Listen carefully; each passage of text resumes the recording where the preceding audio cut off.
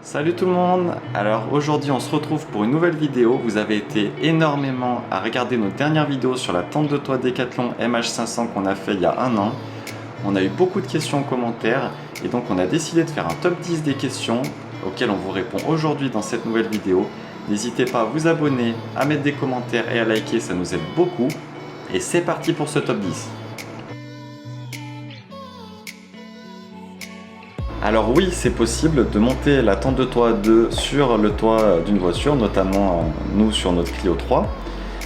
Nous, on a une voiture qui est assez basse, donc ça facilite un peu la chose. Maintenant, si vous avez une voiture plus haute, ça peut être d'autant plus délicat.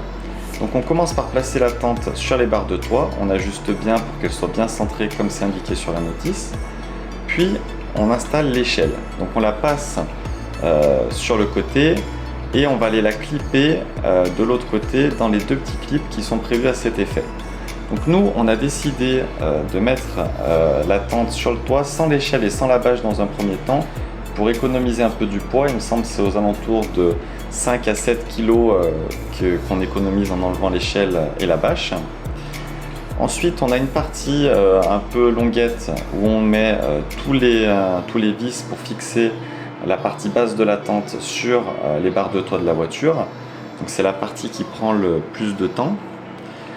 On va voir qu'on va mettre environ 10 minutes à monter la tente de toit sur la voiture, ce qui est assez court en réalité. Voilà, c'est pas dérangeant de passer 10 minutes à monter la tente de toit sur la voiture pour partir un week-end ou alors pour partir pour plusieurs jours.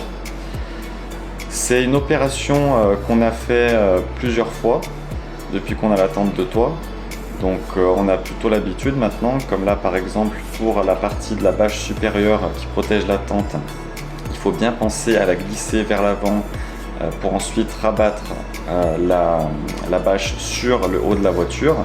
Faites attention, si vous avez un plafond qui est assez bas, ça risque de poser quelques soucis et peut-être de ne pas passer. Maintenant, il ne nous reste plus qu'à attacher tous les élastiques et vérifier que tout est bien serré. Et voilà, on voit qu'on a mis 10 minutes.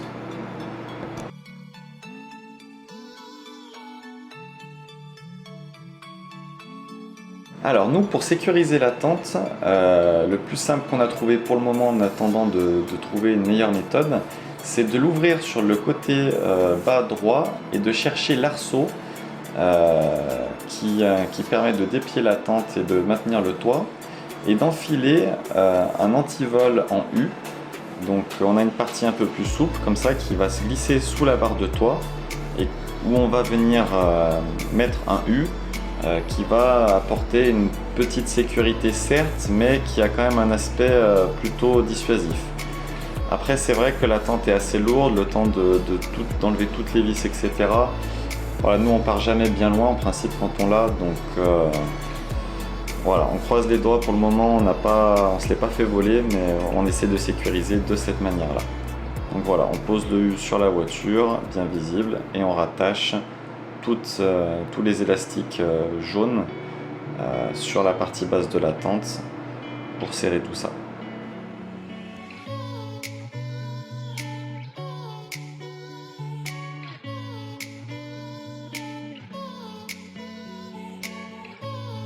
Là on le voit sous un autre angle, donc de jour, et on voit bien dans quel arceau je passe pour sécuriser avec le U.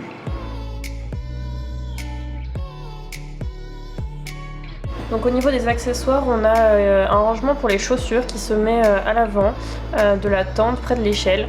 Donc ça c'est vrai que c'est super pratique parce que quand on rentre dans la tente, en fait on peut poser directement ses chaussures, et pareil quand on sort, elles sont pas toutes en bas, voilà, elles sont à portée de main, donc ça c'est cool.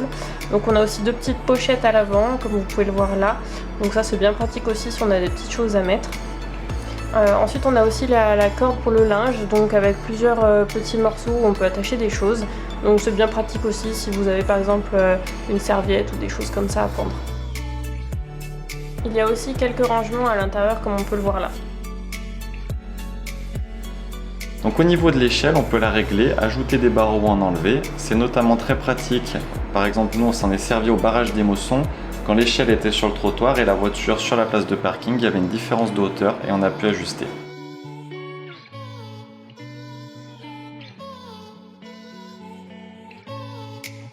Alors dans cette tente, il faut savoir qu'il y a plusieurs ouvertures, il y en a vraiment une multitude. Une qui nous intéressait beaucoup avant d'acheter la tente, c'était le fait de pouvoir retirer la bâche sur le dessus, donc le deuxième toit de la tente, pour pouvoir voir les étoiles avec l'ouverture intérieure ouverte en mode moustiquaire. Donc on a été un peu déçus sur ce point dans le sens où c'est quand même très compliqué de retirer totalement le toit du haut. Comme on peut le voir ici, il y a plusieurs scratchs à défaire, il faut vraiment monter sur l'échelle.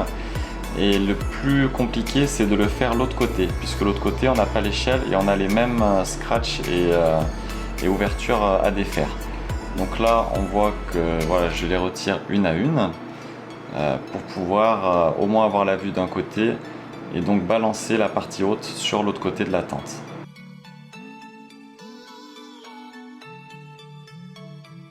Voilà, donc là après on va vous montrer les différents types d'ouvertures.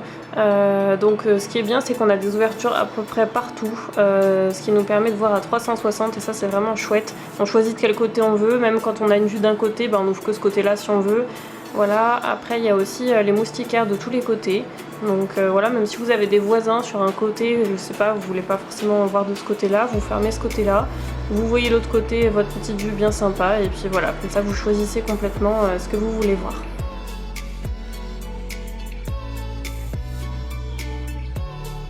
Donc voilà un petit aperçu depuis l'extérieur de la tente. Donc là on a laissé uniquement les moustiquaires de tous les côtés, hormis le côté où il y a l'échelle. Donc voilà, on a quand même une sacrée vue de chaque côté. Il y a des côtés qui sont un peu plus couverts comme celui-là par exemple. Mais on voit vraiment bien depuis l'intérieur de la tente et surtout quand on est en hauteur, c'est fou. Là on a une vue, une petite vue exemple de là où on s'était arrêté à Pras-sur-Arly, avec les moustiquaires un peu partout. Donc voilà, vous avez une petite idée de ce que ça peut donner.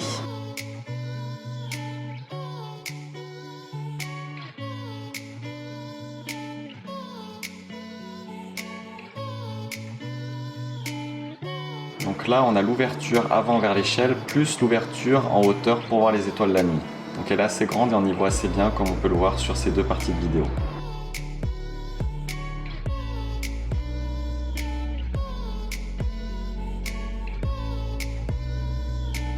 Voilà, donc pour ouvrir la tente, la déplier et la replier, c'est vraiment super aisé. C'est un système d'accordéon, donc on tire sur l'échelle, ça déplie, on relève l'échelle et on pousse et on replie la tente. Donc ça c'est vraiment stop and go, on s'arrête sur un spot, on peut faire une sieste, on repart. Voilà, c'est vraiment quasiment instantané. Ça c'est un très très gros point positif de cette tente.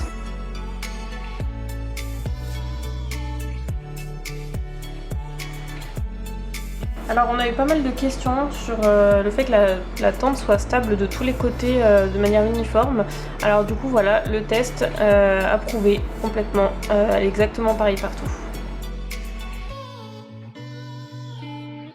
Pour le matelas, il est vraiment confortable, il est assez épais et surtout il a des scratchs partout dessous pour ne pas bouger lors du repliage de la tente.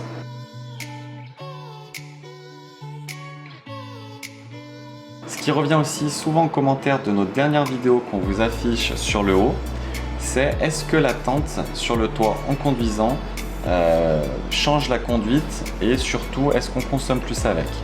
Alors nous on n'a pas noté de changement significatif sur la consommation et au niveau de la conduite quand il y a beaucoup de vent on le ressent, sinon nous sur notre Clio ça va à peu près.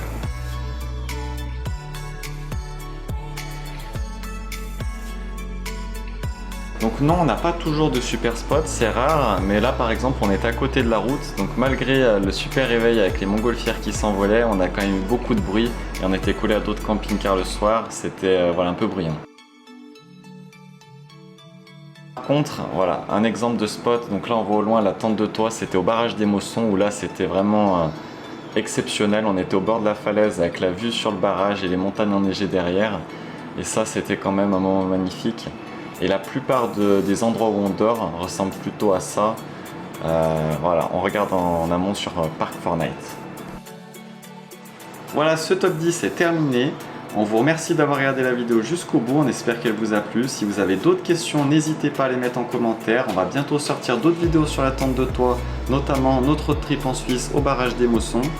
Donc restez bien à l'affût. N'hésitez pas, encore une fois, à vous abonner, à commenter, à liker. Vraiment, ça nous aide énormément et ça nous encourage beaucoup. On vous dit à la prochaine. À bientôt!